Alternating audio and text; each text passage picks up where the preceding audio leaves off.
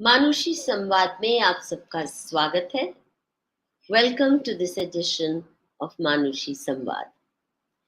Friends, सुबह से शाम तक आजकल केवल ज्ञानवापी मंदिर और वहां पे क्या चल रहा है, कोर्ट क्या रुख अपनाएगी, सर्वे में क्या क्या निकल के आया, बस इसी पर चर्चा केंद्रित है। मेरा दिमाग भी आधा वहीं लगा हुआ है, परंतु मुझे लगा कि बहुत फटीग हो गया सारा दिन वही बातें सुन सुन के अभी 2-3 दिन ज्ञानवापी के मसले से थोड़ी ब्रेक लेके जब कोई स्पष्ट दिशा दिखेगी, ये मुद्दा किधर जा रहा है, फिर लौटेंगे कुछ ठोस तथ्यों के साथ।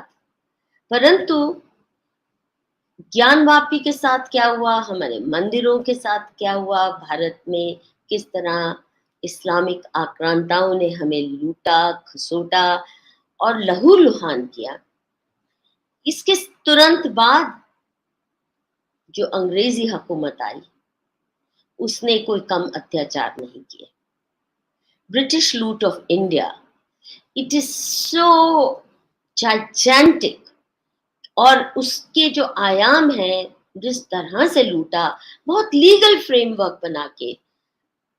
आक्रांता जो इस्लामिक थे वो तो आके बिल्कुल रॉबर्स की तरह, डकैतों की तरह आके लूटते थे, परंतु अंग्रेजों ने शुरू में किया वो उस किस्म की लूट खसूट, और फिर बहुत जल्दी अपनी लूट को एक कानूनी जामा पहना दिया। और वो लूट कितनी बड़ी है, क्या उसका असर हुआ, क्या उसके भयावह परिणाम हुए, उसकी कहानी आज मारिया वर्थ हमारे साथ बयान करेंगी। Maria, welcome to Manushi channel. Thank you for putting together a presentation on this issue for us. और मारिया ये भी इस बात से भी बहुत चिंतित है कि अभी तक किसी की हिम्मत नहीं हुई, हिंदुस्तान के किसी नेता की, किसी पब्लिक इंटेलेक्चुअल की, किसी पॉलिटिकल पार्टी की, जो खुल के ये कह सके कि ये जो लूट की है तुमने, इसकी रेपरेशन यानी इसका खामियाजा आपको भुगतना पड़ेगा, लौटाइए कम से कम वो चीजें जो आपने अपने म्यूजियम्स में सजा के रखी हैं, जिसमें कोहिनूर डायमंड भी शामिल है, जो आपने यहाँ से लूट के प्रेशियस एसेट्स लिए हैं, जो आपके म्यूजियम्स में पड़े हैं। वेल्थ तो ली आपने, परंतु उसकी वापसी भी जरूरी है। जो लूट की है उसका अब सूद समेत, मेरा तो मानना है सूद समेत हमें डिमांड करनी पड़ेगी, क्योंकि ये छोटी मोटी लूट नहीं थी। $45 ट्रिलियन, आप सोचिए, ये एस्टिमेट लगा जाता है 45 ट्रिलियन। मेरे जैसे को तो कितने उसमें जीरो आएंगे वो भी नहीं पता, ट्रिलियन में और 45 ट्रिलियन में। पर मारिया शायद इसकी हमें अधिक जानकारी देंगी। तो let's have you, Maria, tell me firstly your engagement with India. I know very well by now that you were on your way to Australia from Germany. You're of German origin. आप जा रही थी Australia, रास्ते में रुकी हिंदुस्तान, और यहाँ पर क्या था जो आपको, जिसने इतना मोह लिया कि बस आप हिंदुस्तान की हो गई? तो थोड़ा सा वो जर्नी का बताइए, और फिर ये आपको लूट ऑफ इंडिया का इतना दर्द क्यों है? मैं नहीं जानती क्यों, मुझे इंडिया बहुत प्यार है। मैं सॉरी अभी तक हिंदी ठीक से नहीं बोल सकती, लेकिन मैं समझती हूँ। But when I came to India, I had no expectation from my stopover. I went only for wildlife sanctuaries. But then I landed up at the Kumbh Mela, and there I met Ananda Mama and Devaraha Baba, and in their surroundings, I started to read, and I felt there's such a big treasure here. I never had expected. and I wanted to know more. So I never knew how long I would stay, but I wanted to stay longer. And then I still wanted to stay longer, and then I had to find a reason how I could stay longer. So I started to write about it. Then I got also some money for it. And so it happened that I never really left.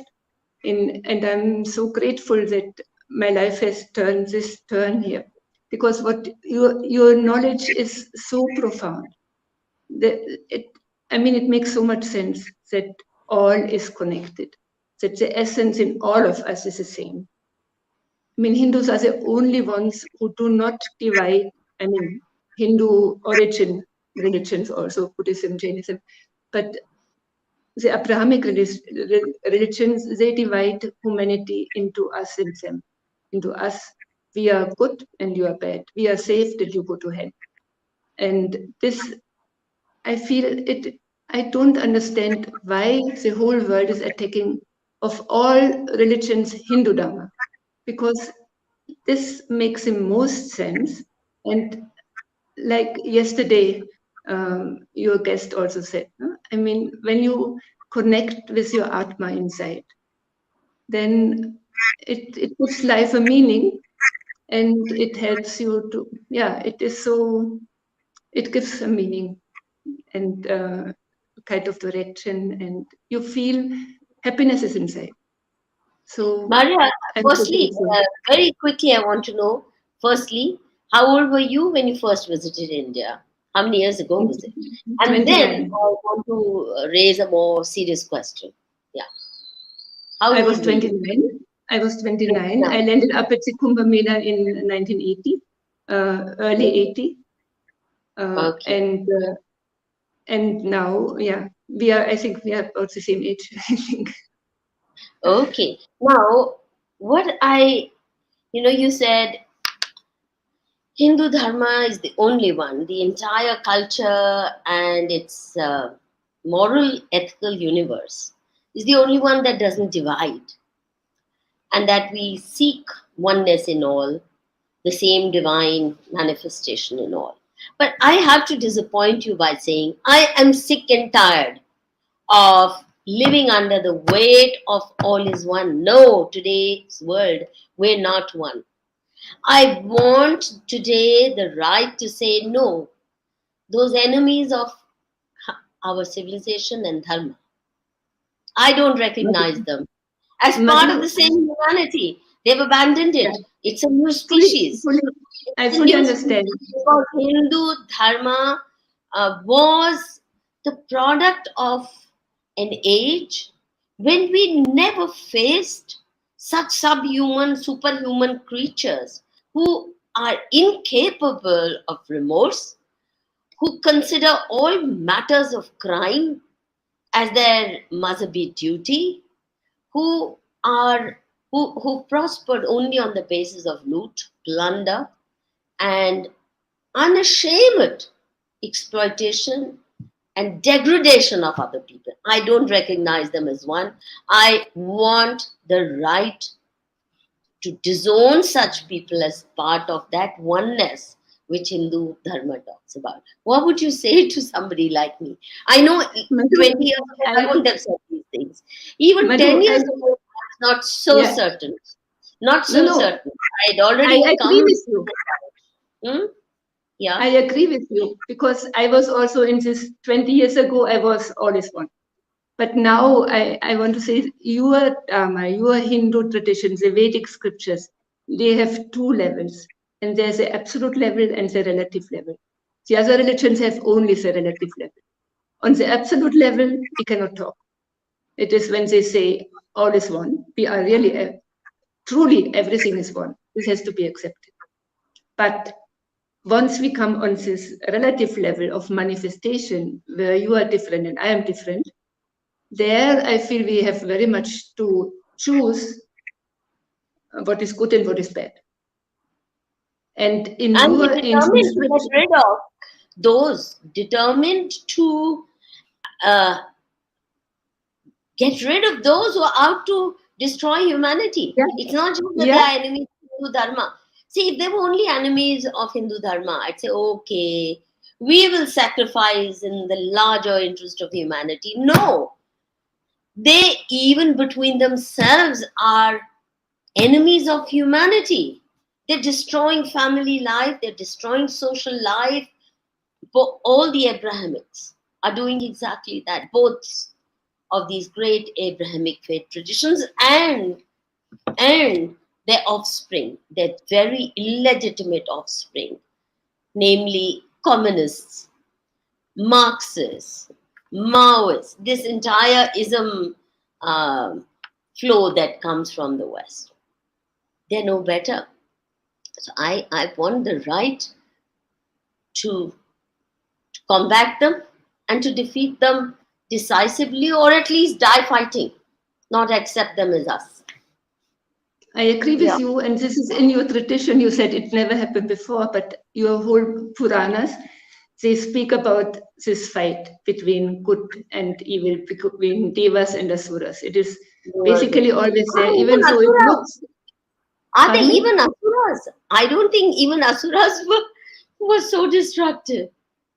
I mean, I can understand asuras. I can at least comprehend them.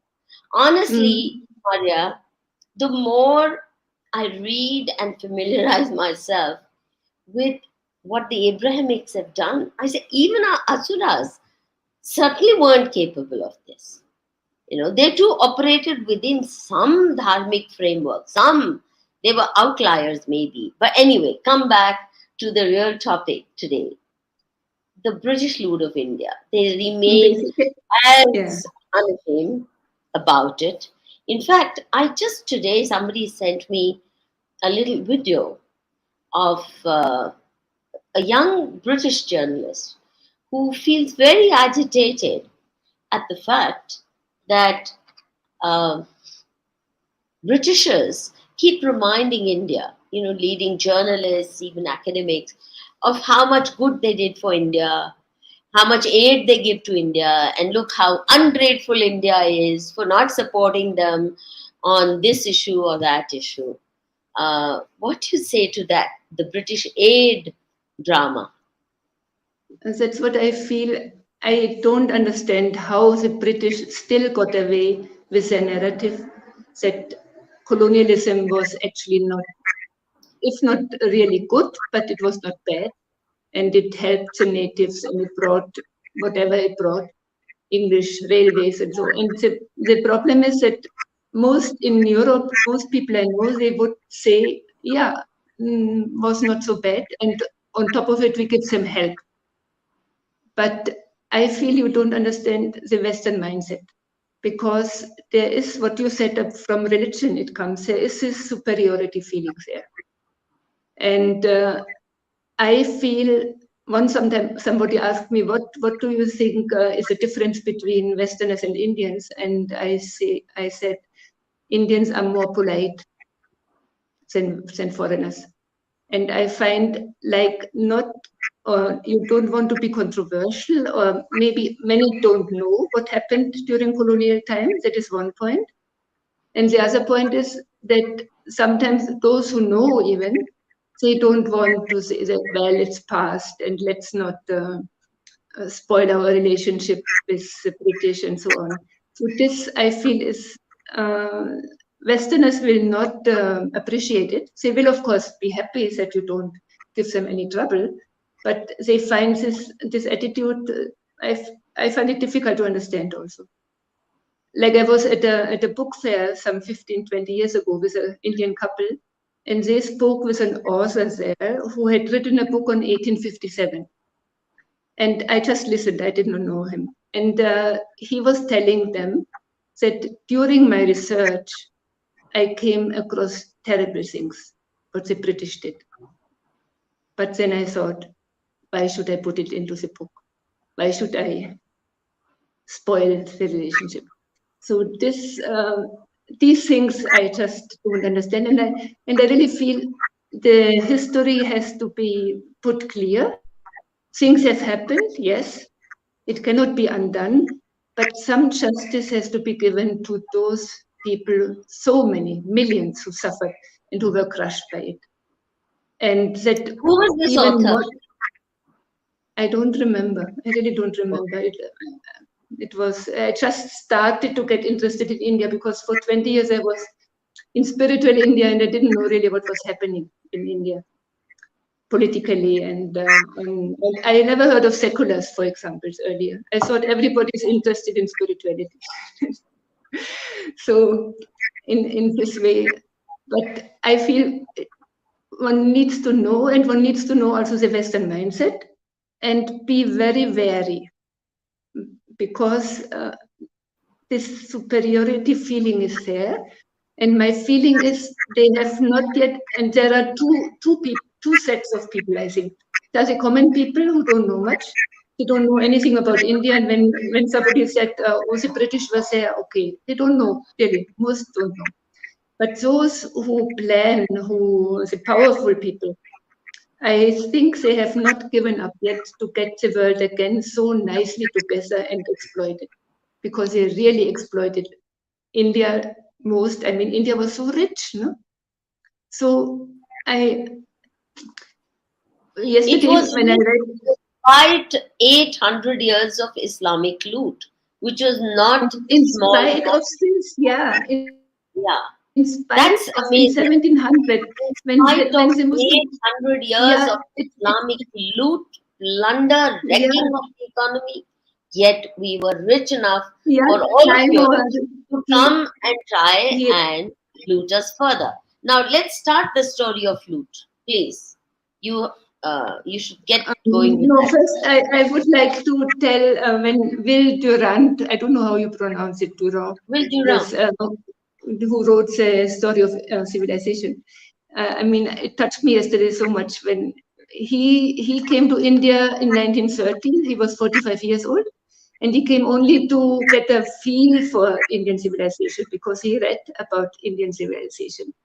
लेकिन जब आ गया फिर उस time में इतने he was so shocked that he said I had to stop researching on civilization. I had to take up the case for India.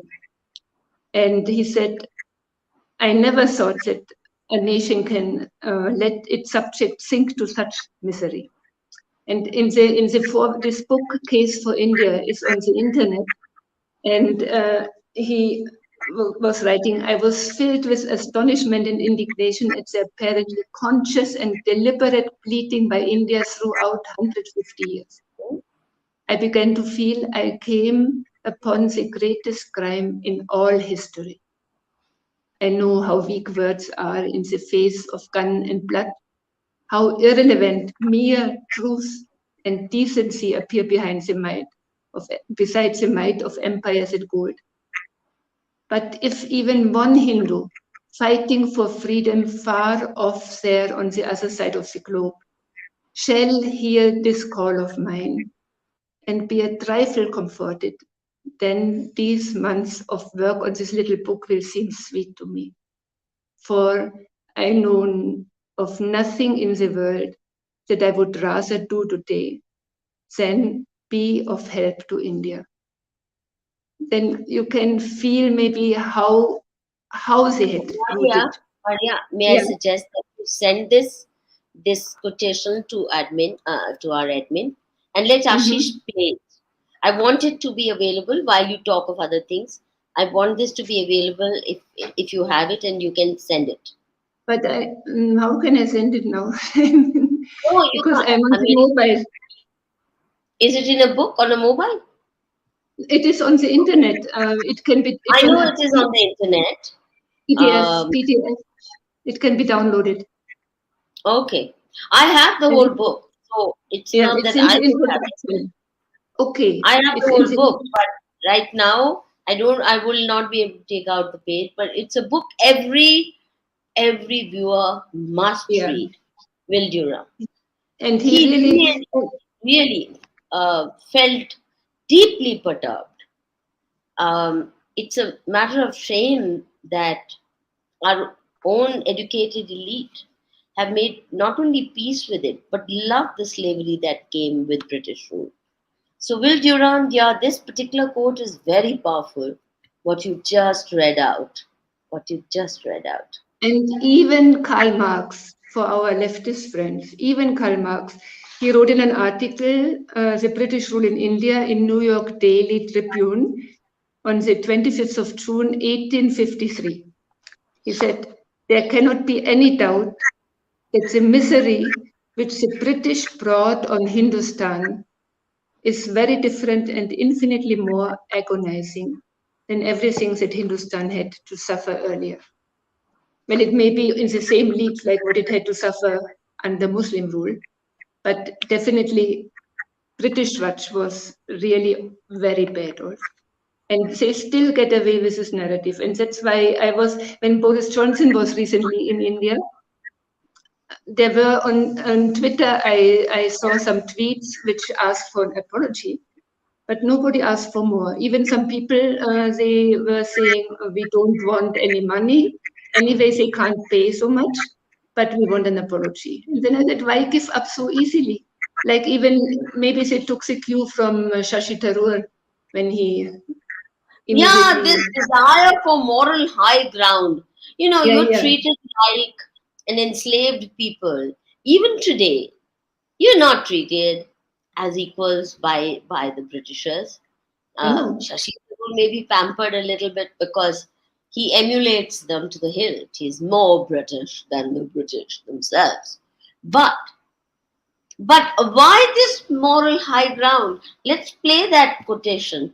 Let's play that video where Shashi Tharoor does this dramatic Okay. after a brilliant speech in Cambridge. Yeah. We are not arguing specifically that vast sums of money need to be paid. The proposition before this House is the principle of owing reparations, not the fine points of how much is owed, to whom it should be paid. The question is there a debt? Does Britain owe reparations? As far as I'm concerned, the ability to acknowledge a wrong that has been done, to simply say sorry, will go a far, far, far longer way than some percentage of GDP in the form of aid. What is required, it seems to me, is accepting the principle that reparations are owed. Personally, I'd be quite happy if it was £1 a year for the next 200 years after the last 200 years of Britain and India. Thank you very much, Madam President. You know, this Painful. applause, painful. My blood boiled when I initially heard this. This is what a typical Macaulay Putra does. Yeah. This is what Macaulayite education does. That you don't dare stand up with your spine straight and say, you not only owe it, but we'll make sure you give it. And it's not, what did he say? Something about, I don't know how much, etc. It's now well known how much. And £1 a year, I mean, yeah, and even in his it's like talk before, asking somebody to spit on your face. £1 a year for the next 200 years. How much? As I said, it made my blood boil. This fraud upon your own people, just to win an applause from them, and this moral grandstanding. Now, let's play another video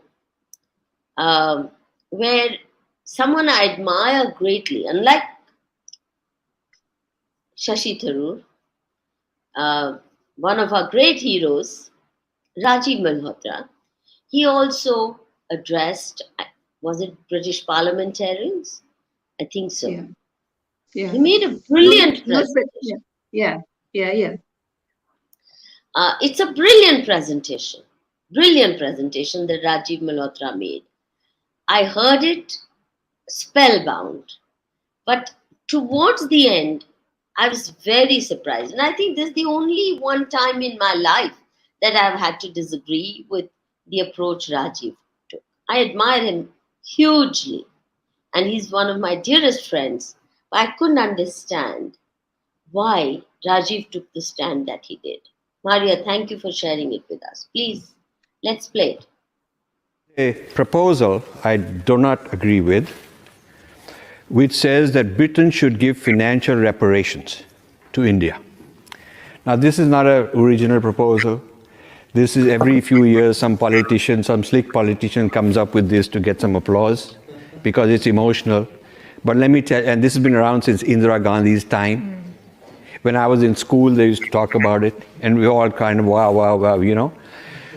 But we must move forward in a win-win way, in a positive way, where everybody wins, and put the past behind us. We have to acknowledge the past, we have to write the correct history like I just described, we have to honor each other, help each other rebuild and reconstruct a positive grand narrative for ourselves, and then move forward into the future rather than us versus you, rather than anger, rather than kind of blame kind of a mode. So the problem with this financial reparations issue is that it sort of says, you're guilty and I'm going to get you, it's punitive damages. It'll never happen. Let me just tell you, Britain will never give, you know, even a small amount of money as a symbolic thing and come up with some kind of, okay, we are guilty and we are ashamed and all that. It's not going to happen. So the rabble-rousing, over-emotional, bombastic people in India are just looking for some instant populism. I would replace that with something far more important, far achievable, and I call it soft power reparations. That's a term I'm introducing for the first time today. What we should ask for is soft power reparations, not financial reparations. Soft power reparations means the narrative of India, what we teach in our textbooks, what Britain teaches in its textbooks, the ideas of history, these all to be set correctly, not exaggerated, but set correctly. And this kind of intellectual exercise is just honesty. It's just a sign of being honest. And it doesn't cost money. It just costs heart, just the heart in the right place. So I have a few ideas. First, I think this whole Aryan invasion theory needs to be dismantled.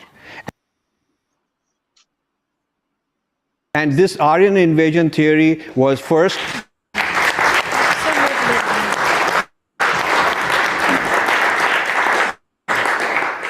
this was the early British Orientalists never proposed such a theory. I mean, they were fond of Sanskrit. From William Jones onwards, they loved Sanskrit texts, but never they said, you know, that we are some Aryans who brought it to you and all that stuff. It was never done. This happened later with Max Miller.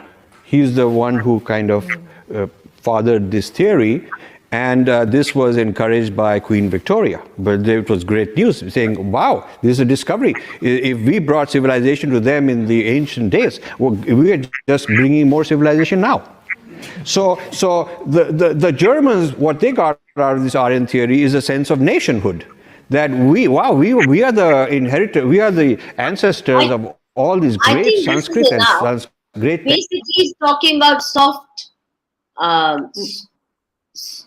What he's talking about is soft power, not hard power reparations. That's the point he's making. And all the points that he makes later on by way of soft power reparations, I agree with, but they're not going to do it. Rajiv says punitive damages won't happen, but soft power reparations can. But have they started? No, they won't do it. They're still pro-Pakistan. The entire British establishment, the political establishment, their media, their universities are actually promoting Pakistani agenda, Islamic agenda, and they're constantly pouring disdain over Hindu civilization. They're not going to do it because the Brits, like all Abrahamics, understand the language of power, no other. They do not understand any other power. So I really don't think that the soft power reparations will ever happen if punitive damages are not demanded and extracted from the British through political clout, through political crowd. I think it has to be done. Now, let's hear you talk about Where do you stand on all this? Maybe first, I wanted to say how they managed to extract so much loot from India, to understand how they managed. Because we keep saying 45 trillion, but how was it done? And it was done in a very insidious, very criminal manner, actually. So there is this Professor Utsa Patnaik from JNU, and 50 years ago, some Indian, they were studying abroad, asked her, how exactly did the British manage to drain our wealth? And she said she studied this now for decades, and she found that it is the best to use the commodity export surplus as measure. So using this, how she did it? Normally, when you export something, you get some money or gold back. I mean, India was always an export surplus nation. That's why it was so rich, because it exported and it got gold back mainly, even since Roman times and before that. Now, the British, the East India Company, when they got in 1765 the right to collect taxes from the Mughal in Delhi, in the areas where they were dominating, in Bengal, in Orissa, in Bihar. So they could extract taxes, and they did it ruthlessly, 80 to 90%, no mercy at all. And now it comes from those taxes they collected, they put about 30% aside for expenditure abroad. Now, what was his expenditure abroad? When they exported goods to England, England didn't bring anything back. But the exporter, the producer, was paid from the taxes in India, from the own taxes. That means it was given free, everything. Now the British didn't only import what they needed, but they imported much more, because they re-exported to America, to Europe, because these colonial goods were very much in demand. And so the British from America got back something, but it was all free for them to give it to them. So it was an incredible train.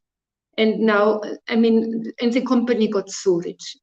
I mean, behind even Rothschild was saying that once they financed the wars also. And once he got a shipment from India with 800 pounds of gold. And he bought it all. And then he sent it to Duke Wellington, who was fighting Napoleon. And he said it was the best business he ever made. I mean, how did those people get so rich? I mean, now we suffer due to them because they have so much power. Could you explain this one? Rothschild gets 800 pounds of gold from India. Is that right? Is that what you said? Was the British East India Company was sending a ship with 800 pounds to England, 800 pounds of gold. And Rothschild says it is on the Rothschild archive. Where is it?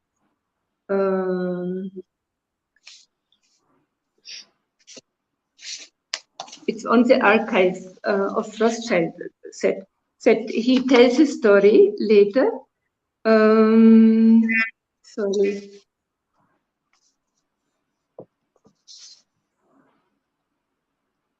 Anyway, I remember that the king needed money. He needed gold coins for Wellington.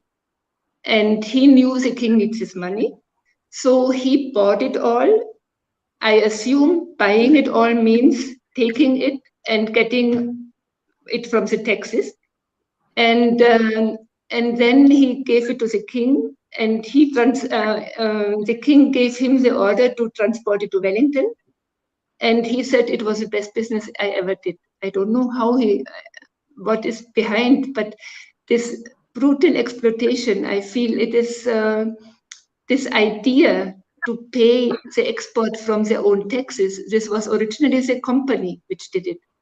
And then when after 1875, 57, when so-called Crown took over, then it was even more insidious, because then they told those countries which had still direct connection with India, direct dealings with India, they told those countries, you don't give India the money, you deposit the money in the Bank of England, the gold or the foreign exchange. You deposit it here. Bank of England is owned by Rothschild also. And then you get a council bill, it was called, some paper, where the equivalent in rupee is written.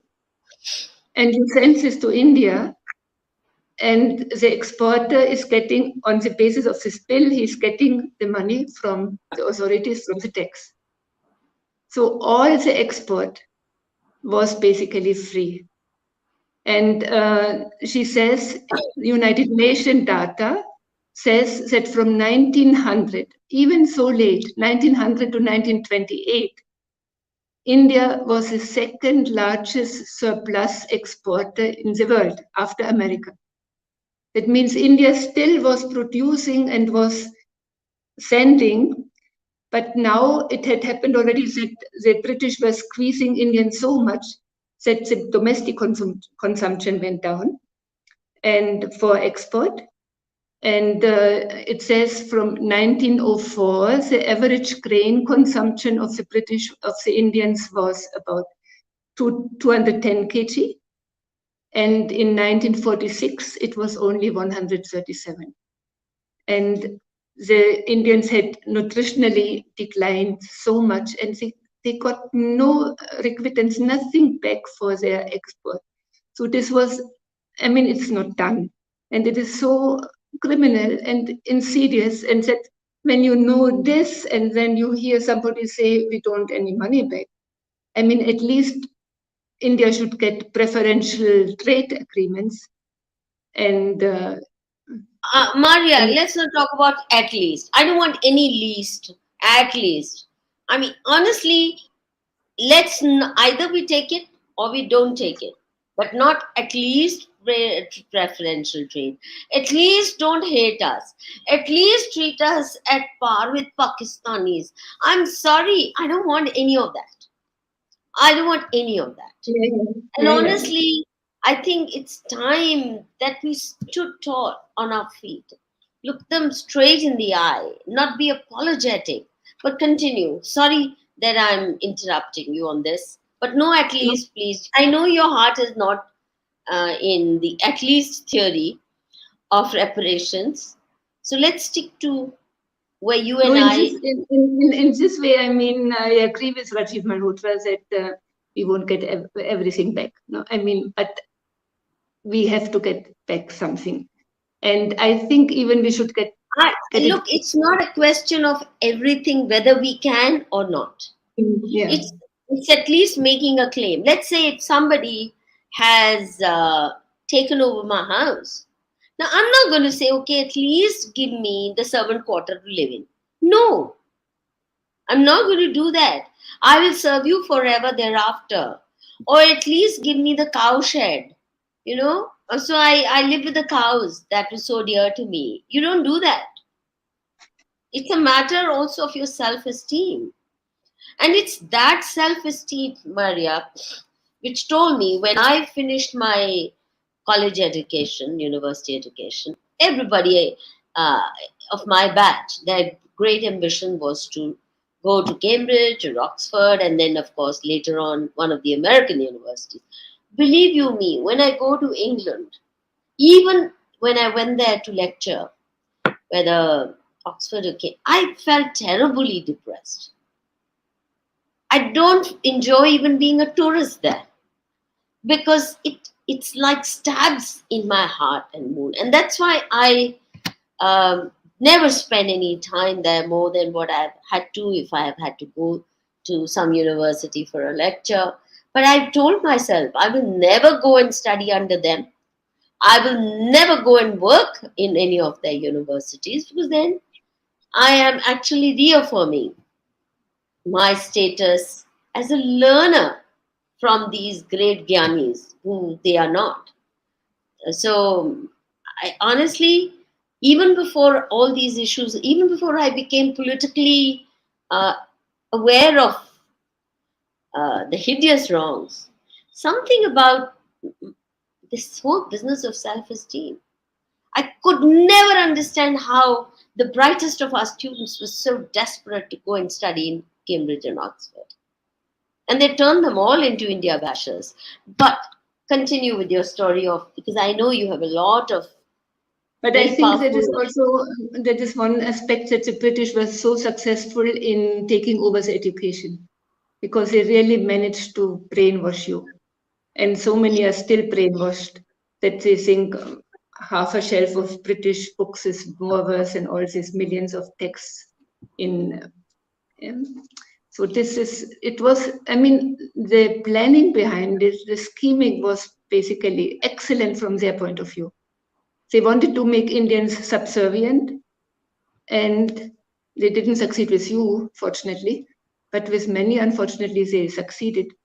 And it is so painful when you think that those people with Indian names, they bash India, and they know nothing about the great tradition, and they just wipe it away as if it, I mean, it's nothing, not worth anything. And it is really painful. Or when somebody said in ancient India there was a lot of knowledge, there was a lot of advanced technology.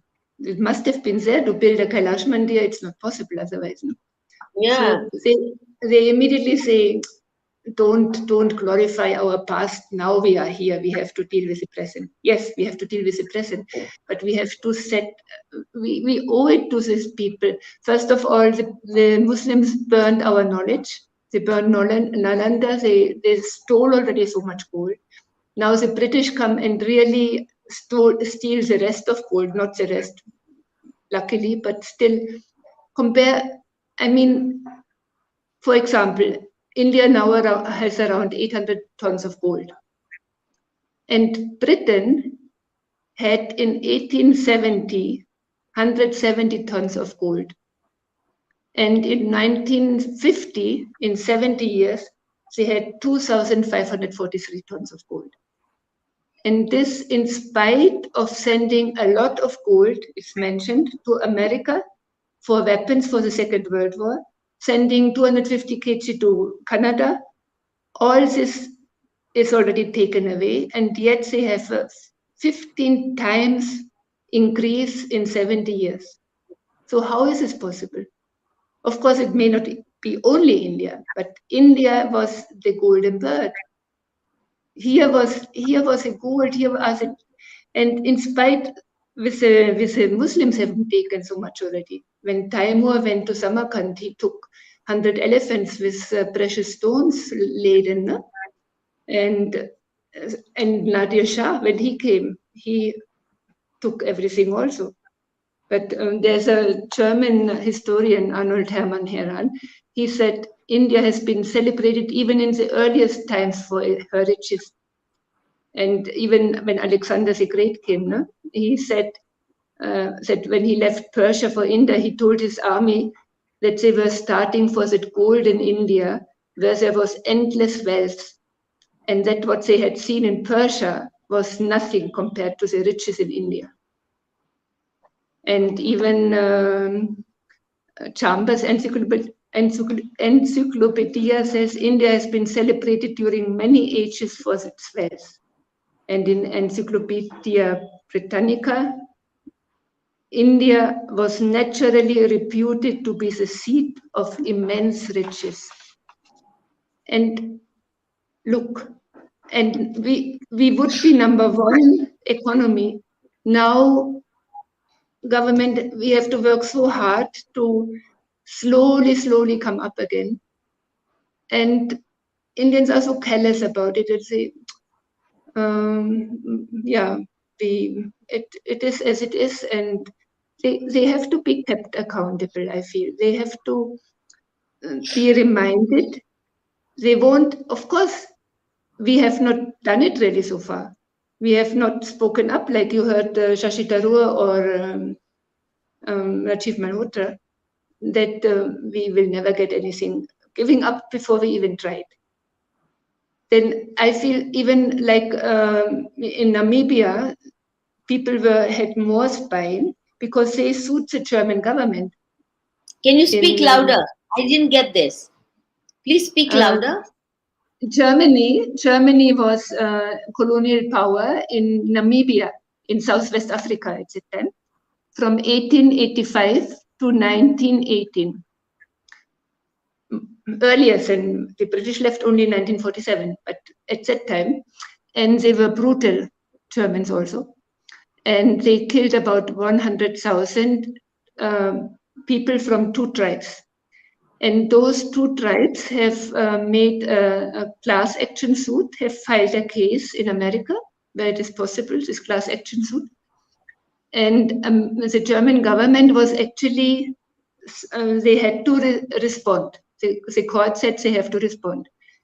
And then it was not, the court did not give any judgment, but Namibia and Germany had 9 rounds of negotiations.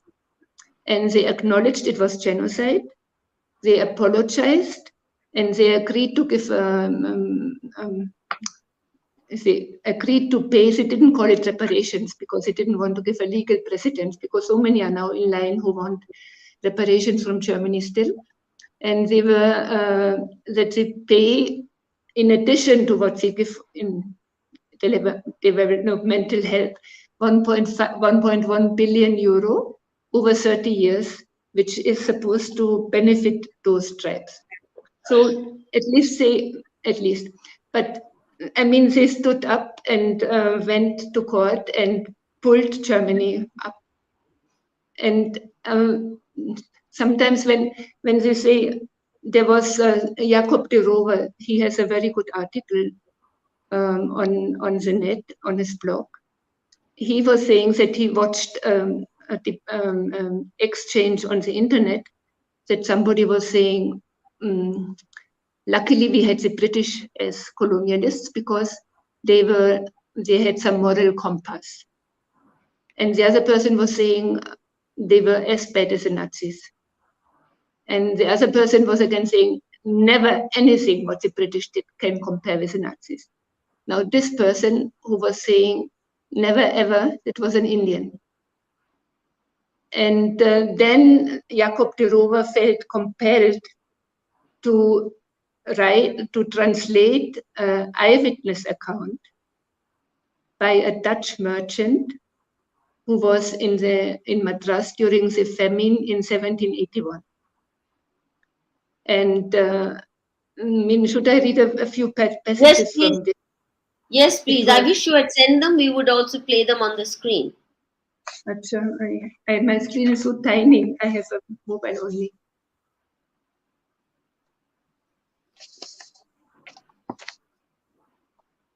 First, he describes how those people he saw in Madras looked. I will skip this because I show photos afterwards. Now he said, one saw thousands of such human beings walk around, young and old. Louder, Marie. I have to get closer. One saw thousands of such human beings walk around, young and old, men and women. With their last strength, they had come to the square for alms from the rich, but the doors remained shut, so that one after the other collapsed. Dead bodies and those dying lie on top of each other as on a battlefield. From all sides, one could hear the crying of the suffering, begging they raised their hands to the inhumane Englishmen on their balconies, who stood there reveling with their wars, and who made the hunger on the square even more unbearable because of the food they held in their hands. Dying is nothing, but to see your wife, your children, your parents waste away from starvation and see them die in terrible convulsion, that is more than dying. Oh, if only I think of those ghastly images that I saw in Madras. Chills run down my spine. Never will I be able to forget them. But one may ask, was it completely impossible to support these poor, innocent Indians? Were there no provisions in the city? Oh yes, for those who had the money to pay the extortionate prices of the English and their agents, there was food enough. The warehouses of the English company and some English merchants were amply provided with all kinds of grains, sufficient to feed double the number of people who were then in the city, and this for a longer period of time. The rich bought what they needed, but for the penniless Indians who had left everything they possessed behind when they fled to Madras, there was no other fate but dying from hunger. No one cared. Their disastrous condition did not in the least impress the petrified hearts of the English, who made no attempt whatsoever to prevent the dying of these masses of people and showed no compassion at all. These Christians who pride themselves on their humanitarian religion, alas, talking, singing, or whistling, they walked through the dead and the dying with that rude, hurtful arrogance so characteristic of them. From their carriages and palanquins, they looked down on the perishing natives with a look of contempt, while the latter were lying in the dust, struggling with death or convulsively breathing their last. I paid close attention. Sometimes I stood still for half an hour to observe the English passing by, and I cannot but declare openly that I saw no trace of compassion on the face of any of them, for the innumerable wailing beings lying on the ground before them. Even worse, I saw their ladies, those sentimental, tender-hearted creatures, sit in their palanquins with the same cool indifference when they were carried right through this battlefield. Perhaps there were some among them who would faint at the sight of a spider or a mouse. Yes, I saw these European ladies strolling dauntlessly through this field of death, laughing, talking, and frolicking with their company or lovers. Shocking.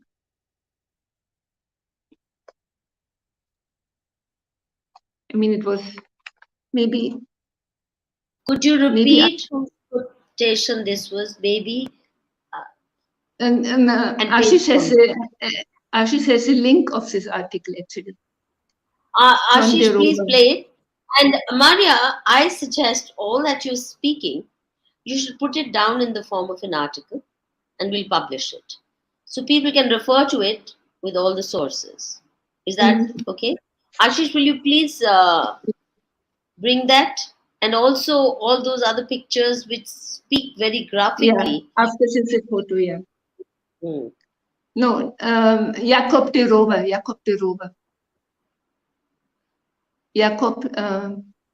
Well, Germany will pay Namibia 1.3 billion as it formally recognized. Yeah, this was earlier. Yeah. Yeah, colonial era genocide. So at least there's one precedent now. Then the Japanese have also recognized their war crimes, which were nothing in comparison to what the Brits did in India. So good. Next, there are other things also that Maria sent you, Adminji. Maybe you can send the photos now. Yeah, you can bring show the photos of the starving. Yeah. Well, just the ladies first. Okay. Yeah, the kind who will. Oh.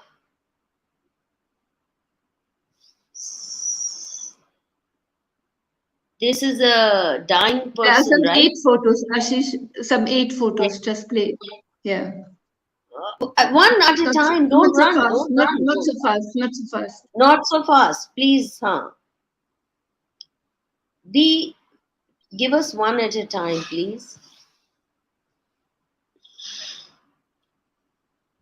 Why are we stuck at 9? Let's have those photos one at a time. Yes, this is hold it now. Don't run. Don't run. This is what British colonialism did to our people. This is what British colonial. Don't forget these images. Don't forget these images, viewers. Don't forget these images. Next one. There. You know the body size of Indians. Hold it for a minute. 1 second. Now hold it. The body size of Indians actually shrunk. It can be proven. And it's only now in recent decades that one sees how the middle class kids are shooting tall, but the rural poor are still much smaller. And this is the reason 1200 years of loot, plunder, this is what we were reduced to. How can your body size be normal?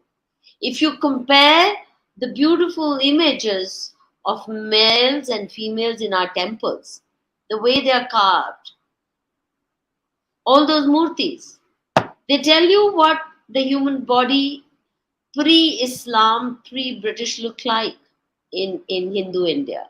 And look at this. Look at this. Don't forget these images. Don't forget these images. When you next want to send your child to Oxford or Cambridge, remember, you're sending them to universities that will whitewash these crimes, that will make it appear as if this was part and necessary part of civilizing mission. This is how they civilized us, starved us to death. Next photo. Yeah, hold it. Let each image sink in. Oh. Shashi Tharoor, in his book, he says that when they were dying in Bengal, then the British instituted some work camps, and they gave a ration to them, which was not even half of what the Jews got in concentration camps in Germany. Not half of what not even Jews half got of in the concentration camps. Yeah. These people must have been working, I assume. These are the people that they slave drove after taking away all of their produce by way of almost all. Dharampalji has also documented this very well, how the land revenue was so high. And that's when landlessness appeared in India for the first time. Till then, India was always land rich and had a small population. The land man ratio was in favor of human beings. We had no landlessness. But the British created such a large army of landless because their revenue demand was so high. And this is again, Maria, I'm sure you know it better than me. This is the first time that if you could not pay revenue, you lost your land, even if there was a famine or a flood. The idea that the state owned all, eminent domain, this very, very barbaric idea, couched in very civilized language, that's what resulted in our farmers being reduced to ruination. Just look at this. Next. Oh, look at the child. This woman is holding in her baby, infant. Look at these two. They don't even look like human infants. They are so weak that the baby even was born so weak also. Yeah. They don't even look like human. The one on the right side, you know, it's not even the size of a regular infant. Oh, chalo aage. Let each of these pictures sink into your soul, viewers. Next. There you are. Look at that. We owe them. We owe them.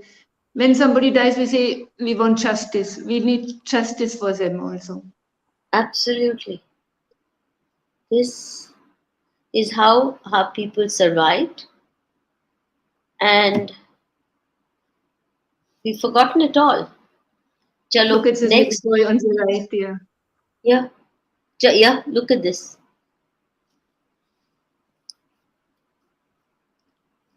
This is the civilization they brought us.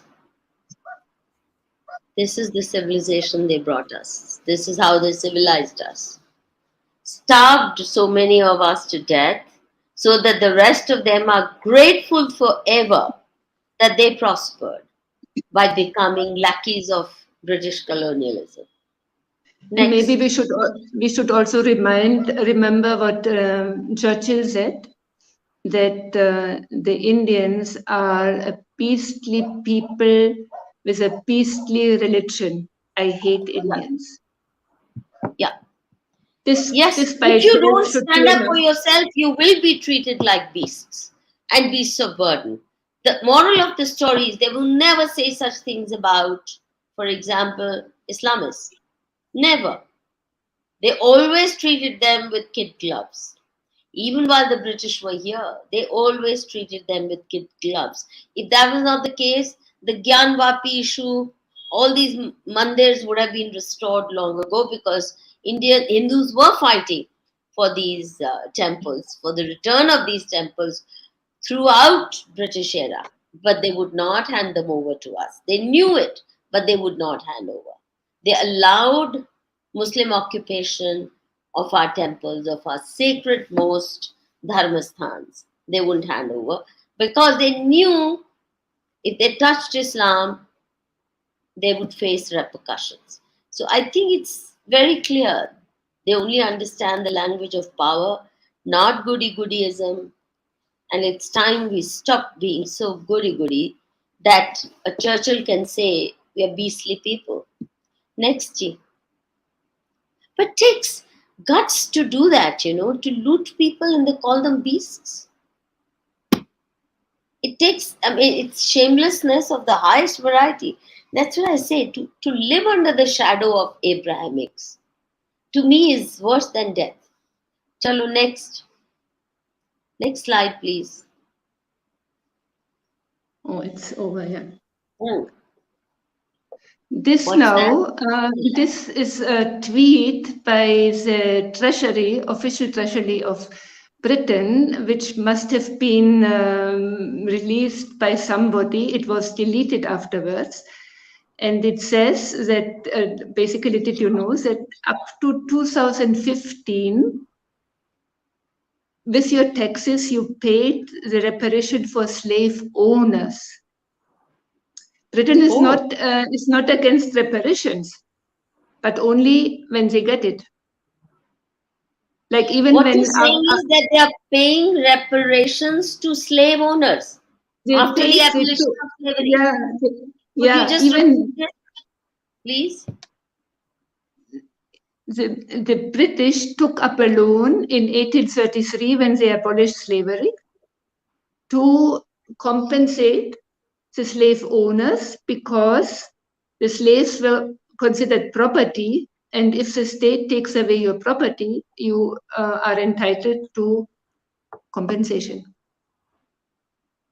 And this comes out now only, and now I think there's a lot of upheaval. Recently, Prince William and Kate, they were in Jamaica, and there were a lot of protests against them. And now even CARICOM, there's a coalition of Caribbean countries. They want now to trace where the money went and who benefited from it. And they are agitating now that it is absurd that the slave owners get compensation and not the slaves. So things are moving, things are happening, but sometimes I wonder whether Indians think about, like Indians, for example, after the slavery was abolished, the British replaced the slaves with Indian indented labor. It was basically the same. And I saw once a documentary or read that even on the ships which transported them to Fiji or to Trinidad or Mauritius, I mean, they were so cramped that so many people died. And when they finally worked in these plantations, they were saying they tried to commit suicide by just putting up their legs because they couldn't reach anything. So it was as bad as slavery. So they could also make a class action case. They could, but I wonder whether they will join, because this attitude of Rajiv Malhotra also in this, or better Shashi Tharoor, is yeah, it's over, or I don't know. But this was Once the case. the idea is put forth in an undiluted form, and once this becomes a popular demand in India, and the political leadership adopts it, the political leadership actually adopts it as a national agenda, as part of national agenda, and its foreign policy, then Fiji and all these countries where Indian indentured labor went, I'm sure those people will certainly, because they are aware of their history, they are aware of the fact that they were brought in as indentured labor. They weren't born there. They know that their forefathers had to struggle under subhuman conditions. So it's all up to India to make this demand strong, fact by facts. Facts there are plenty. I don't think the Indian government will have to work very hard. That work has already been done, including some by Marxist historians. The loot of India, all that is there. It's just a matter of now. Let's play that video where Cameron. Who's it? There was a video. Yeah. Let's play that video where he's being interviewed about reparations, and let's hear what he says in response. Ashish, please play that video. Yeah. That video. We're waiting. Viewers, it's really amazing how they know it. But yeah, let's hear. Diamond, are you ever going to return that? Louder, please. Put the volume. The Kohinoor diamond, are you ever going to return that? That is the question I've never been asked before. Well, but I don't think what tends to happen with these questions is if you say yes to one, you suddenly find the British Museum would be emptied. Right. And I know there's also a great argument about the original provenance of the Kohinoor diamond. And so I think, I'm afraid to say, to disappoint all the viewers, I'm afraid it's going to have to stay put. Well, there you are.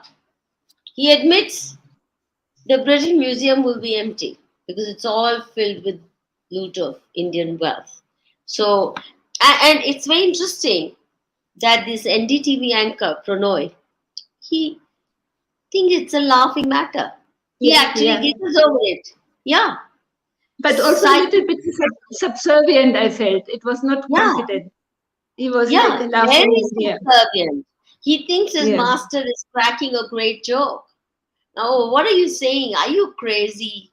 That's the kind of tone that he's using, the British PM, which is to say, we can't even consider such crackpot ideas. I have never been asked before. That is also our fault. Mm-hmm. Yeah. Well, I hope future generations, coming generation, will not hesitate to ask and will not hesitate to demand their return. But if the British Museum gets empty, so be it. So be it. I think it's, in any case, the way England is going, it's not going to be long before ISIS and Lashkar-e-Toiba actually run riot there. They're going to loot the British Museum anyway, so our wealth better come back. My only prayer is, before the ISIS and Lashkar-e-Toiba take over Britain, they're all on their way to doing so, we should get all our treasures back, including all the documents. They've got treasure house of material, documents of their own era as well as previous eras. They've got enormous wealth of documents on Indian history, and we've never demanded those either. We haven't even said, okay, at least give us photocopies. or at least give us microfilms of them. Can you imagine? Nobody has ever demanded that India Office Library and British Museum manuscripts. What a treasure house of literature that Madhu, is. in this connection, maybe we should show this photo of Shivka Papuchi Talpate, the one who flew the first aeroplane. Ashish? Yes, that's very important, please. Because the story is that Talpate was a genius, child prodigy. He had his PhD at 13 and at 15. PhD at 13? At age please 15. Tell the whole story as in elaboration. Don't be in a hurry. Tell the story fully, Maria. Yeah. He was a child prodigy, a very, very intelligent. And when he was 15 years... Not even calling him a name, you're calling him he. And there's no name written on the screen. Okay, I think it was a different... anyway, pronounce it loud and anyway, clear. This is Talpate, and the other ones probably are the right process. But Talpate, he met when he met one Subbaya Shastri. He met him when he was 15 years old, and this Subbaya Shastri had studied a lot about vimanas and flying machines from the ancient Indian scriptures. And both of them, they built a flying machine which was remote controlled, and they flew it on the beach of Bombay, in 1895, 8 years before the Wright process, Shivka Papuchi Talpate. And they flew it, and it was 1,500 feet high, and for 37 seconds. And the Wright process only 12 seconds or so, and 120 feet. So this was when they finished, the British and the media ridiculed them and called them charlatans. No, and when they finished, they did not make it clear. We are talking about Talpate, who was Talpate, he wanted funds after he made this demonstration. He tried to get funds he wanted to make an engine with mercury iron engine. So he could not get funds. The British they ridiculed it. And then on his own, in his house, he built mercury iron engine. And when the British came to know of this, they accused him of building a bomb. And he was arrested and was presented to court.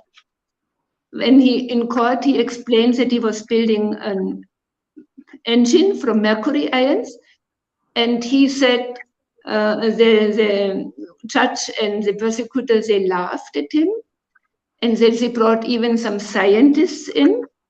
Even at that time, scientists were, and the scientists also said it's never possible that you can build an engine from mercury ions. And then he was arrested. He was put into jail for a few years. He was released from jail with a condition, under the condition that he will not build another engine or plane. So, but he didn't restrain himself. He again built a Rukma Vimana. Ashish, maybe you can show it. The next photo with a Nazi bell. We need to have our blood on the boil all the time. I know it's... No. Not this. This one. He built this Rukma Vimana, and it is rumored that the Germans secretly took it to Germany. And in the 1930s, there were about 5 German scientist missions in India. And I remember reading, I don't remember who said it, but one of those Germans who knew about India, he was saying, we Germans, we have to watch the ships laden with gold and riches going to England. But we Germans won't be left behind. We will take their knowledge. Can you believe it? And Germany was very advanced, especially in rockets and planes and so on. And it is rumored that they have taken a lot from India. And after the war, even it is rumored, I don't know, but they said that they killed 60 scientists when the Russians came in, so that the secret doesn't go out. But the Americans took some 1,000 scientists with their families under the paperclip operation to America. And they whitewashed them from Nazis. And one of very famous person is Werner von Braun, who started the space program in NASA. So it's all connected, and even the Russians, it is said that even the space program launched by NASA in America owes its origins to the knowledge that the Germans stole from India about Vimanas and space exploration. The Germans were ahead of the German, or was it to Tibet? Or didn't you send me a picture? These missions went to Tibet and to India. So, do you have a picture of that? I didn't send you the picture. I have a picture in my laptop, but I didn't send you the picture. But there is a picture from a screenshot from Praveen Mohan made a video on it.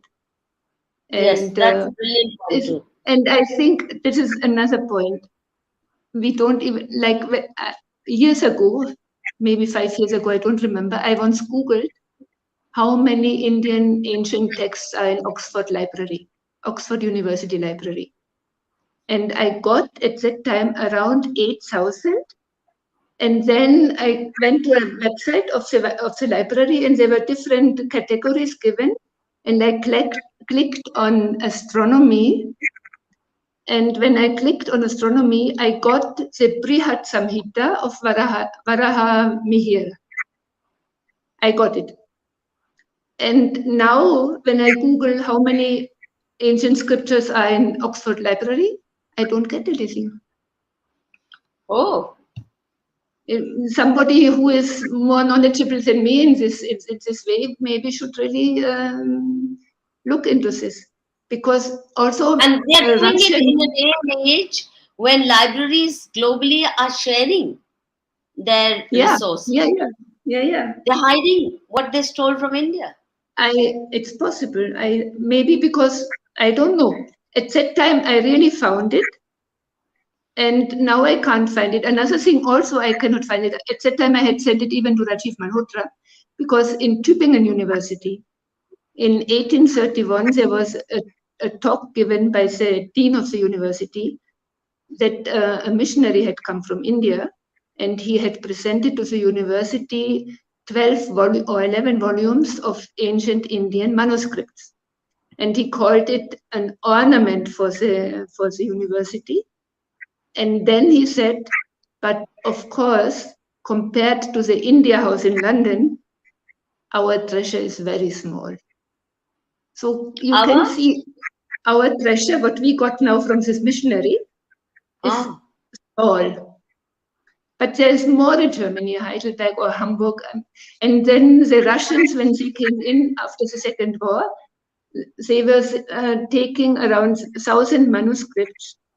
This also would have to be checked. There is one podcast by Ashish Dar on the net, where he interviewed the Kuppuswamy Shastra Research Center in Chennai, Sanskrit Research Center.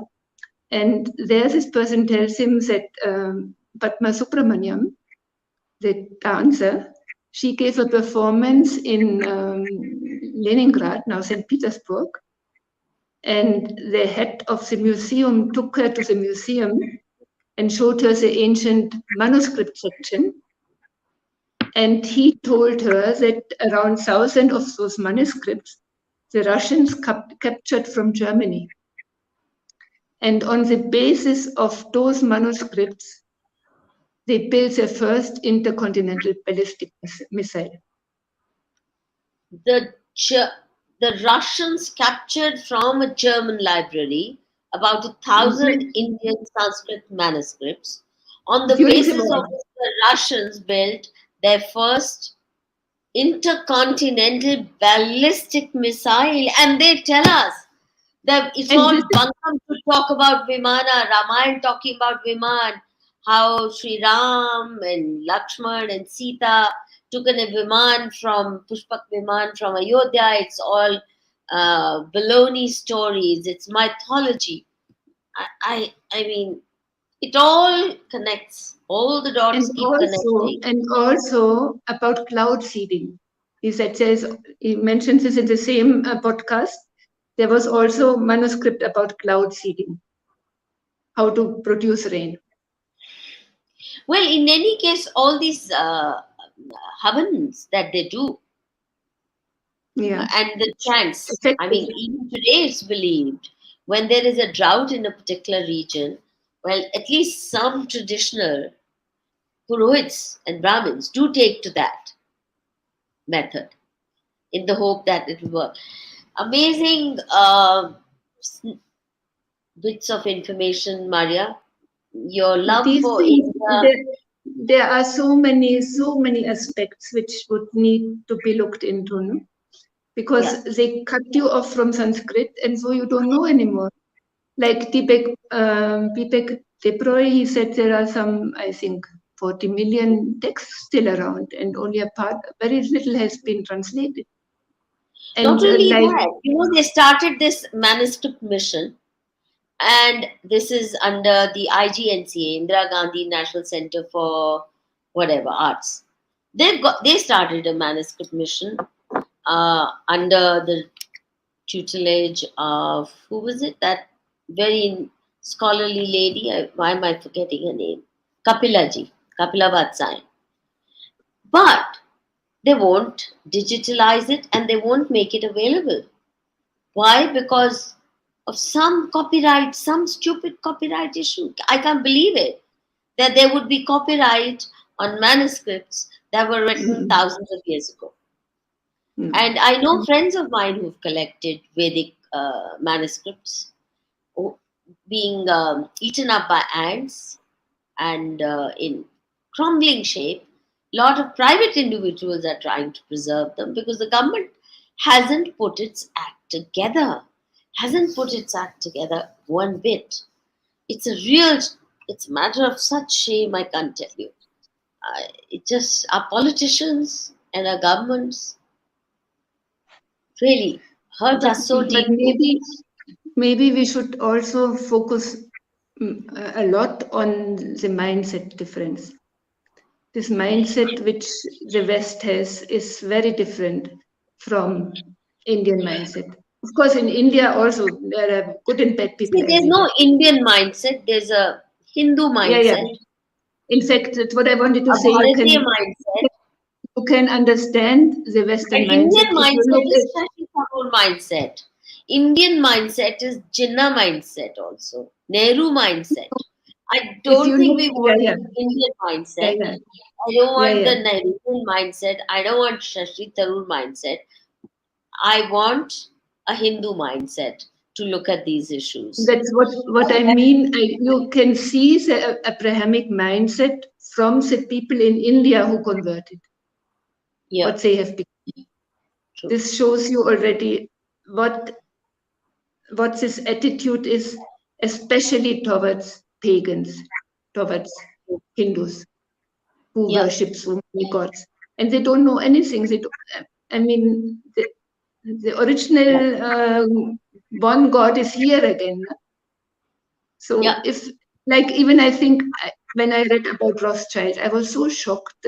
Like even a friend just was saying, "What do they get out of it? Why do they want billions, trillions? What I mean." Now we know why Amartya Sen married into the Rothschild family. Maybe he can. He wouldn't have gotten well without it. Maybe he can convince them that they read a little bit about India. No, thank you. I want him to keep away from India. He's part of the Break Up India enterprise. I mean, the farther he keeps away, the better for us. Yeah, but Madhu, they are so powerful, so powerful. No, but they use their skills. power only against India. Now, let's take this question or comment by Deepak Kumar, Super Chat. Why I want the West to understand colonialism is NASA is sending information about Earth to space. Aliens can wreak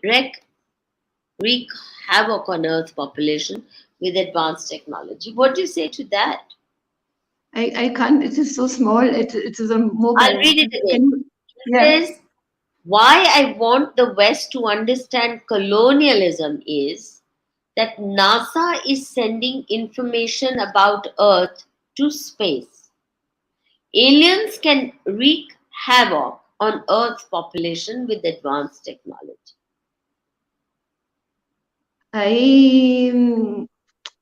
I come from more from the Puranas, and there are surely aliens. Sounds strange, but there are beings who are not on Earth. This I understand. There are different lokas, and there are lokas which are higher than the Earth, and lokas which are lower than the Earth.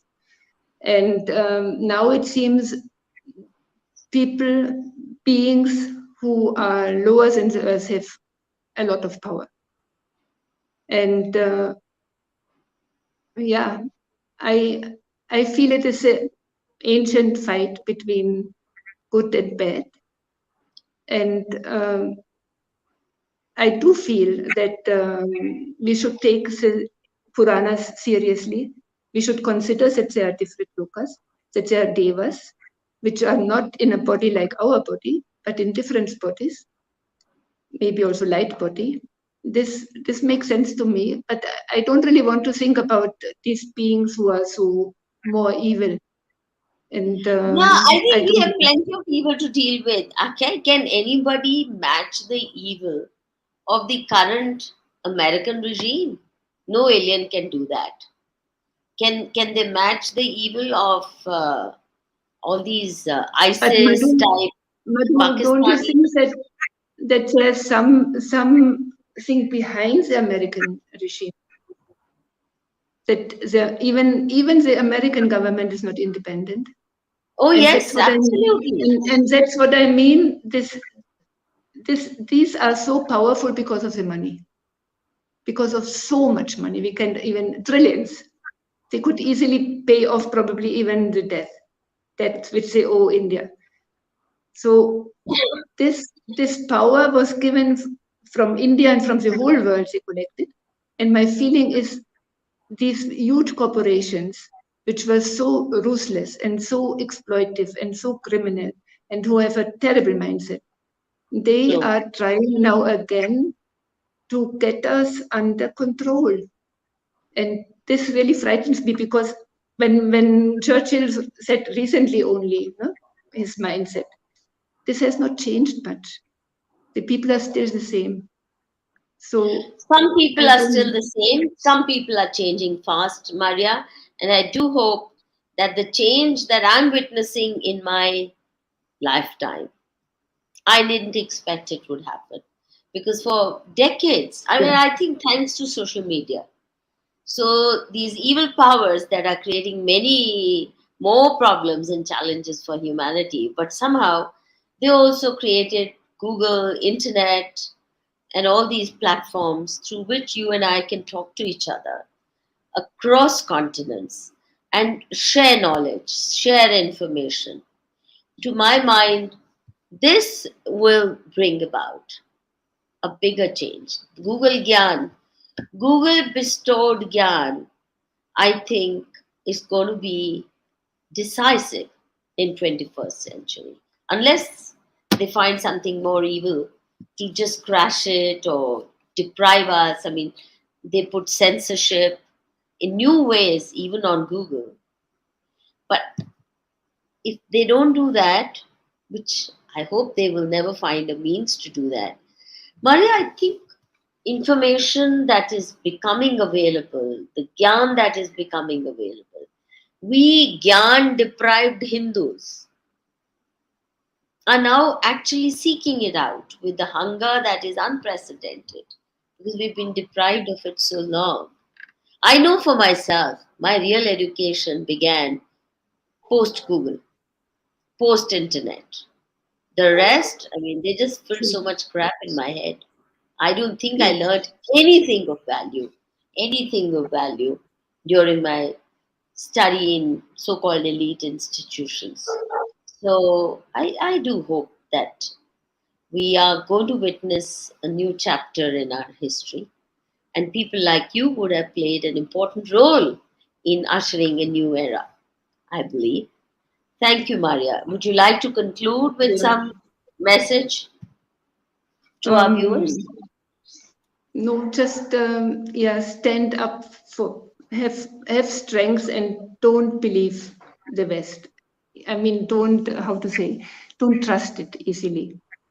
I mean, there is this scheming and this idea that yeah, I think really they plan to finish off the last civilization, the last culture, the last ancient culture which is still alive.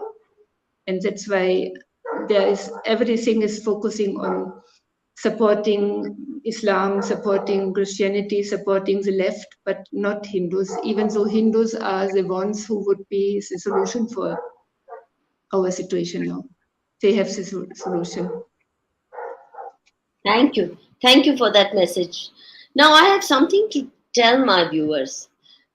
You know, I'm really disappointed that we let one intellectual lumpen, some Ajmal Khan, distract you. Why are you entering into arguments with him? I don't understand. Why are you not paying attention to the lecture here? Please ignore him. And Ashish, please don't allow this man to come and disrupt. He's abusing, he's saying horrible things, and everybody starts paying attention to him. I don't understand why we let that happen.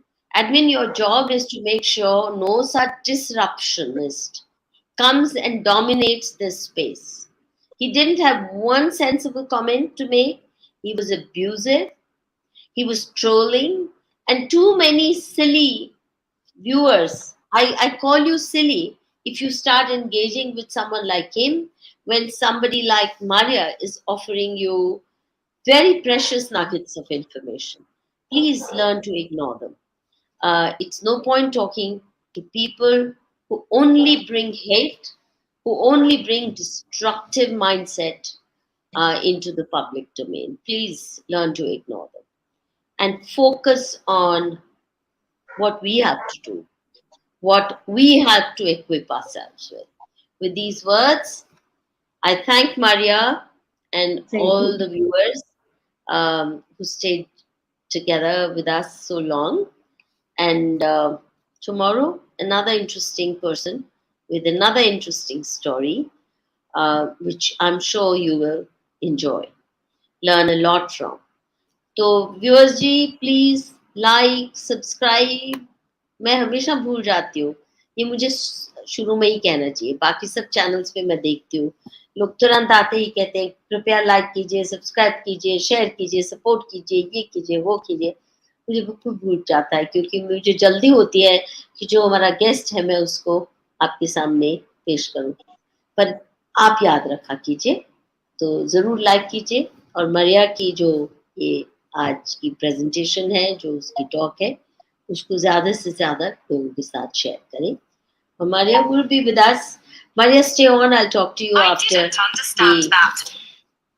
after we close this show. धन्यवाद. शुभ रात्रि. जय भारत.